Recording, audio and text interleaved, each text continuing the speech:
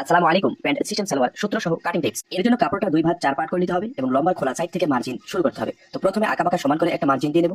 এরপর 2 ইঞ্চি রাবার ঘর বা ফিতা ঘরের জন্য একটা মার্জিন দিয়ে নেব। এবার রাবার ঘরের নিচে ইঞ্চিটা এই নেমে বসিয়ে ইঞ্চিটা বিছিয়ে নিতে হবে এবং আপনার সালোয়ারের লম্বা যত ইঞ্চি ঠিক তত ইঞ্চি থেকে দাগ দিয়ে নিতে হবে। আমাদের সালোয়ার লম্বা 40 ইঞ্চি, আমরা 40 ইঞ্চি থেকে একটা দাগ দিয়ে নিলাম। এরপর নিচে পর্যাপ্ত পরিমাণ কাপড় না থাকলে আধা ইঞ্চি পরিমাণ সেলাই কাপড় রেখে একটা মার্জিন দিয়ে নিতে হবে। আবারও রাবার ঘরের নিচে ইঞ্চিটা বসিয়ে হাইয়ের মাপ বের করে নিতে হবে। হাইয়ের মাপ বের করতে হবে লম্বার 3 ভাগের 1 ভাগ যোগ 2 ইঞ্চি বেশি।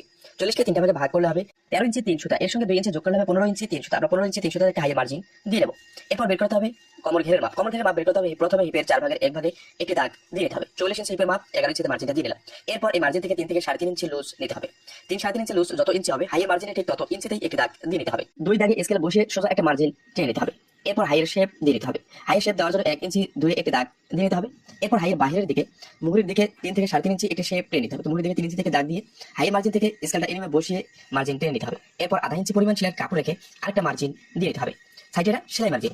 এরপর এই মার্জিন থেকে মুহুরির মাপ বের করতে হবে। মুহুরির মাপের 2 ভাগের 1 ভাগ।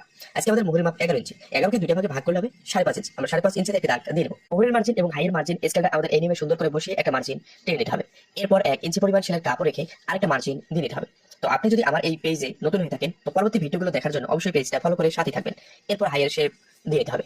তো এই নিয়মে একটি প্যান্ট সিস্টেম সালোয়ার মার্জিন করে কাটিং করে নিতে হবে। তো প্যান্ট সিস্টেম সালোয়ার কাটিং এবং সেলাই একেবারেই সহজ। একটু মনোযোগ দিয়ে দেখলে আপনিও কাটিং এবং সেলাই করতে পারবেন। আর আমার এই ভিডিওতে আপনাদের যদি কোথাও বুঝতে সমস্যা হয় অবশ্যই আমাকে কমেন্ট করে জানাবেন। যে বিষয়টি বুঝতে পারবেন না সেই বিষয়টি আমি কমেন্টের মাধ্যমে আরো ভালোভাবে বুঝিয়ে দেওয়ার চেষ্টা করবো। তো ভিডিওটি আপনার উপকারে আসলে বেশি বেশি শেয়ার করুন। ধন্যবাদ।